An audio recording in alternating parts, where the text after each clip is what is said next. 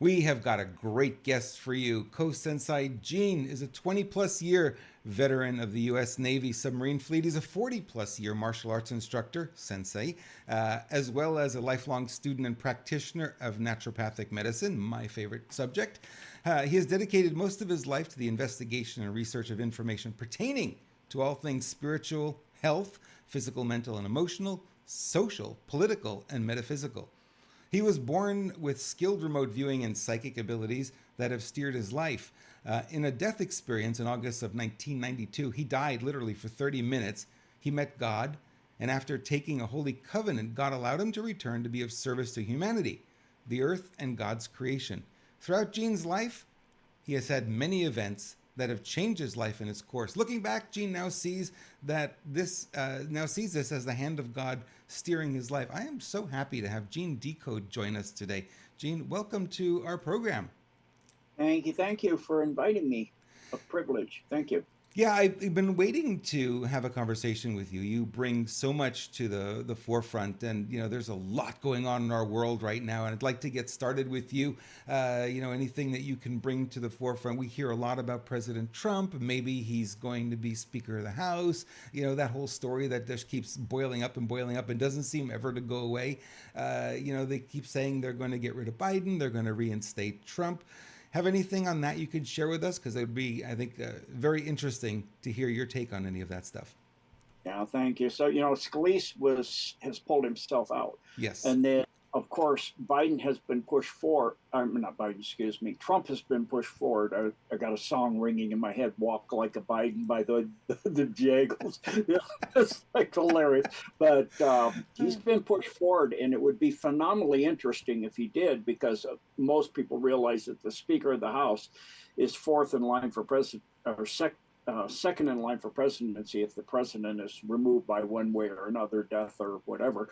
It's the vice president, and then it would be the Speaker of the House. And it also is in the Constitution, as it is, that a person can only serve 2 elected terms. So after FDR did 3 elected terms, and you could just get elected forever, they decided they didn't want that anymore, so they cut it down to 2. Well, if he were to come in for the later part of this 4-year term, do the last part of Biden's term, and Kamala was somehow removed as well, then he could still run for president in 2024. So that is a really fascinating thing. The other thing I find really, really interesting, everybody's been like chomping at the bit on the edge of their seats, wanting the med beds. And now Trump has come out with Mohammed bin Salman and the Saudis bringing med beds to hospitals in the United States. So he recently released a video on that, and that I find is very exciting as well. So things with Trump are always never, ever, any way whatsoever dull. Tell me more about the medbeds coming to the U.S. That is a story that has been around for years too, and people think, oh, these don't exist, they don't exist. But we know the Rife technology, the electromagnetic technology, I guess, what do they call it? The Rife is a frequency, right? It's a frequency technology. It's been around for a long time, since the 30s. Yeah, Wilhelm Reif developed a way of polarizing microscope, dark field, to look at viruses in situ, which means within tissue. And he was then able to, using frequencies, it was an accident at first. He noticed that for some reason, viruses and various pathogens were imploding. In other words, breaking apart. And Right. He figured out brilliantly that it was frequency. And he learned and looked at every virus and pathogen he could find, parasite at that time, and figured out what he called the mortal oscillatory rate, or the MOR. And he had a huge list, and he developed a device that I actually had a type of viral cancer when I was retiring from the Navy. They said I will wind up in a wheelchair within 10 years. And so I actually found a friend of mine at the time had a original Rife machine that's all battery powered with D cells. And I got about almost half a day in that thing, strapped up into the thing, all kinds of things on my wrists and ankles and stuff around my waist. And when I finished my physical towards the end, they said, we must have misdiagnosed, it's what Western medicine always does. If something changes they Right. can't explain. Oh, we made a mistake. Yeah. We misdiagnosed. It's not the fact that you could have possibly been cured from it. I go, no, you didn't misdiagnose. I got rid of it. They said that's not curable. Apparently, that's not true. No, we misdiagnosed. So, it's very exciting for me now, like yourself, Robert, being a naturopathic person, very interested in that all my life, that Trump put $1 billion. He was on a recording he did with Mohammed bin Salman, MBS is what the world knows him by for short.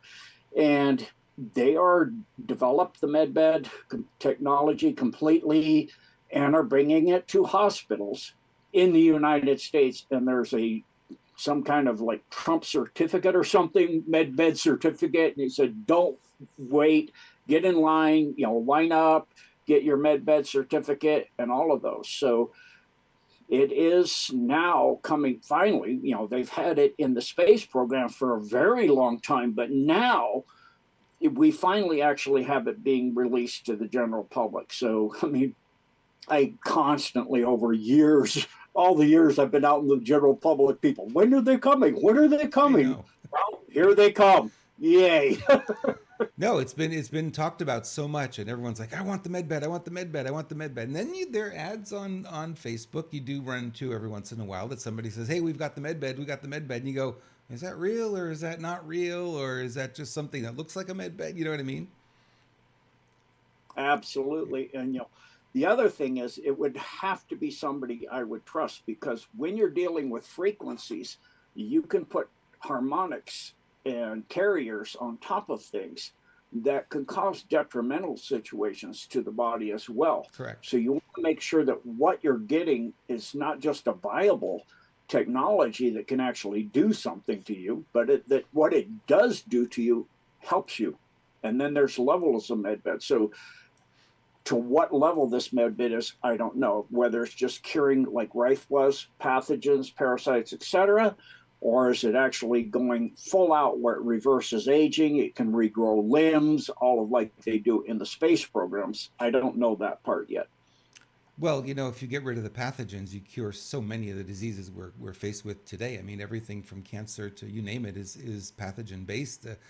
From a lot of research I've read.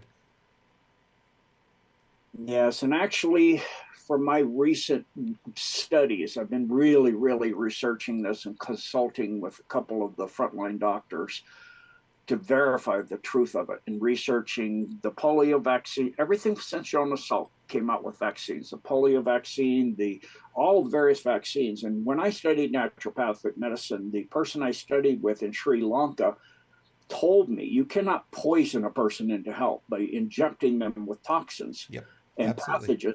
Yep. We can develop an immunity, but that's not how it's done.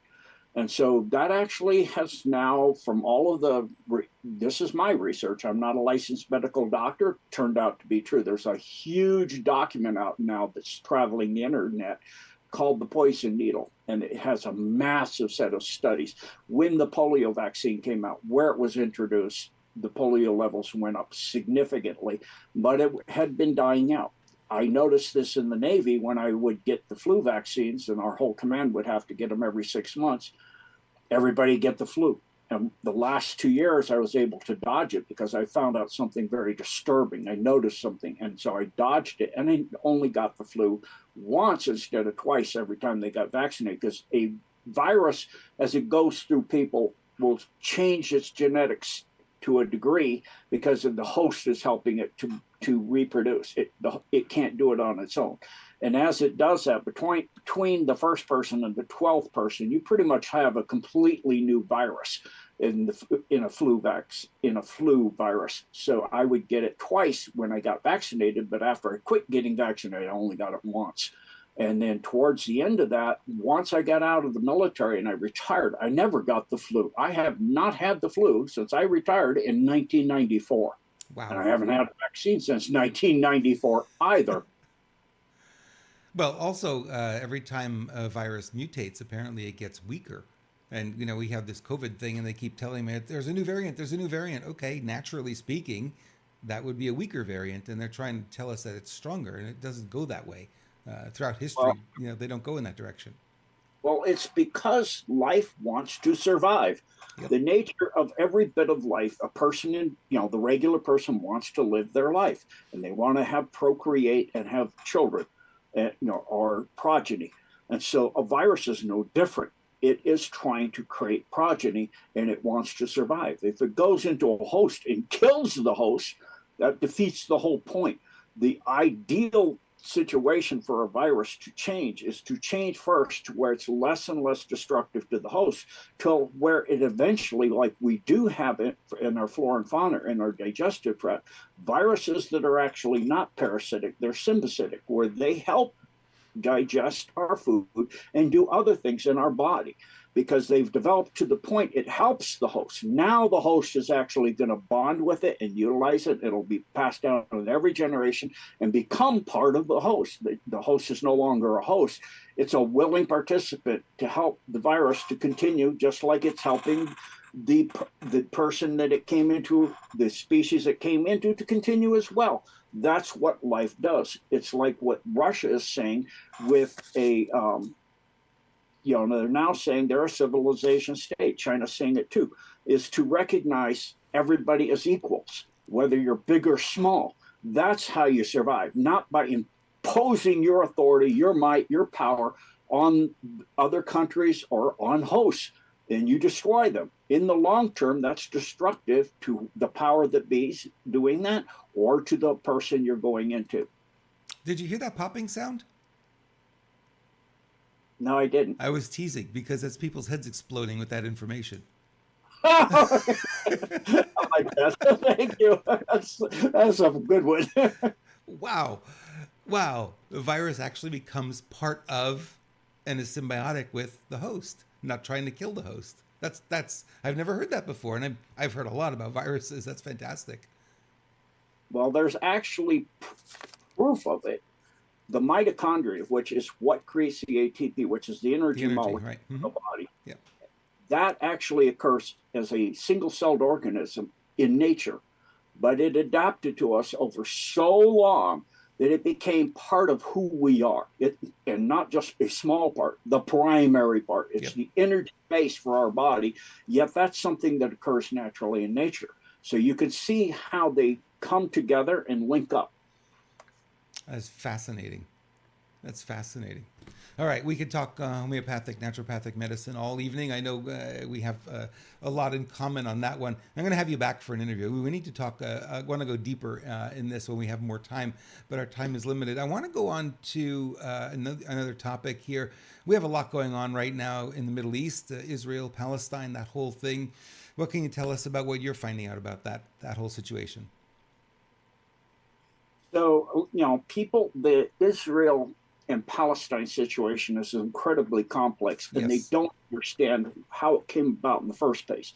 Israel was set up as a part of two agreements, the Balfour and then the, I can't remember, the Cyclone or something like that. And what they did is that before World War II, the Rothschilds signed agreements with Hitler to transfer the majority of the Jewish populations that were not going to be used for the war effort from the Germanic areas to where they would know they want to set up. By Albert Pike's writings, he was Lord Maitreya during the time of his life, how to set up World War III as a conflict that would start in the Middle East and engulf the world. It would conflagrate out. So what they did is they created the Zionist Jewish, which aren't really Hebrew at all. They're a non-terrestrial group parasite that came to Earth to rule the Earth from a star system called Sion, which are the Ariana and the Na. They had blown up on their two original homeworlds, and they're now known here as the Aryans and the Nazis. And then the other regular, true Hebrew Jewish people that weren't called that until the 6th century when they were going out of Judea.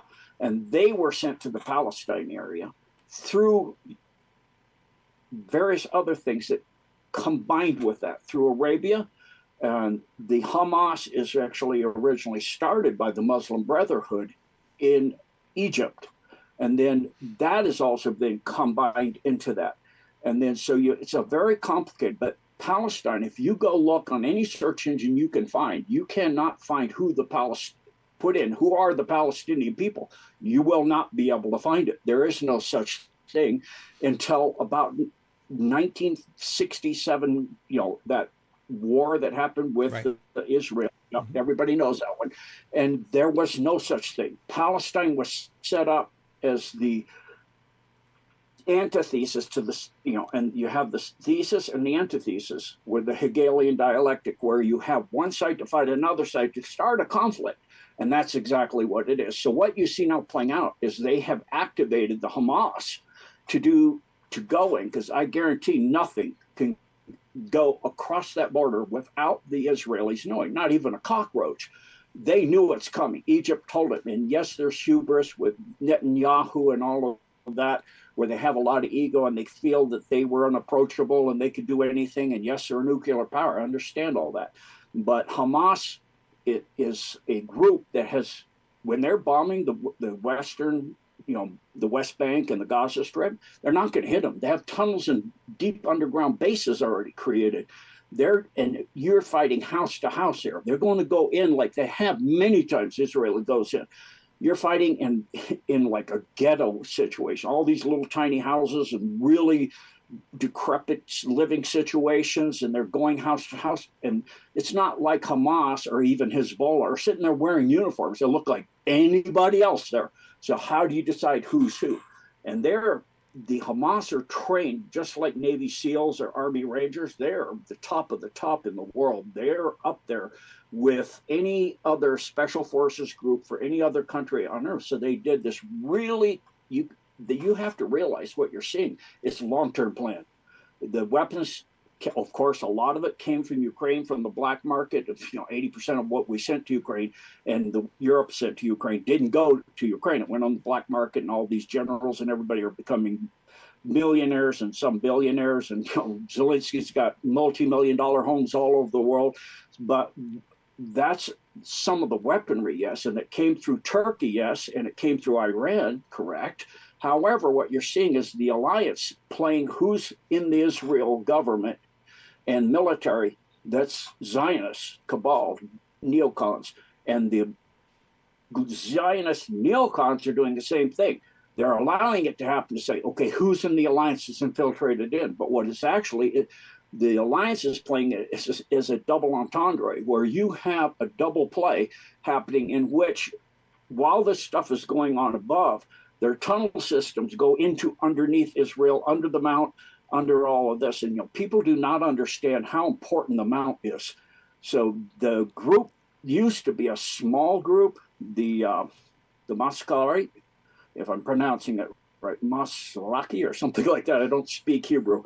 But now there are about half of the parliament of Israel. And they are very, very traditional Hebrew. They want to have the traditional Israel on the land of Israel. And they want to reestablish and take down the dome, the mosque, which is pivotally Muslim, and rebuild the temple. And they've already bought 3 red heifers in. So this is tying into the global prophecies, and it's tying into Albert Pike's writing. So, but in the meantime, you have this non-earthly contingent of Draco, Alpha Draco, that are underneath that. And so all of this huge hornet's nest of non-terrestrial beings with trafficking and harvesting of adrenochrome and things from their children is there. And like the boards have said, that's saved for last. We're seeing the first domino starting to fall, and they're cleaning up this last major main hub for the leadership. There's a massive dome in South Africa, but this is the leadership. The Alpha Draco on Earth is underneath the Temple Mount in that huge deep underground facility in Israel. And they built Israel up to be an armed encampment. They originally came to Earth in the Pontic Steppes in the Caucasians, and that's where they first landed, and that's their home. But when the czars in the 17th century, the czar went up against them, the local country said, you need to adopt one of the 3 Abraham faiths and to stop kidnapping people and taking their names and infiltrating and taking children and doing all this stuff they always do. So they played that they became the traditional Jewish people, but they were not, and they did not. They did Talmudic Judaism. They continued to sacrifice children to Baal and Moloch, and they changed their names. And just so the Tsar tried to destroy that, and they just fled out across the world and changed their names and infiltrated everything to where it's essentially what we now see, what we call fascism, like in Ukraine. The Western Ukraine people actually, you look at whatever is people are calling as Budnov some kind of something. It's not him anymore. He was killed. But he's saying, and all of their laws even state, that unless you are a Western Ukrainian or is a Tartar, you're not really human, and you do not have the rights. So the Eastern Bank and everything east of the Dnieper, they do not consider Russians and those people human. They don't even consider Americans human in reality. They're like the elite of the Jewish. So that 14th Galatia Regiment and all that filtered down to the Fourth Reich and all that, they feel they are the superior species on Earth, and everything else is below them and subhuman. They are the true human. They don't believe they're Slavic, although the genetics and language base and their written language, Cyrillic, all of it, it's all based on the same thing Russia's based on, the same genetics, the same languages, everything. There's no difference whatever.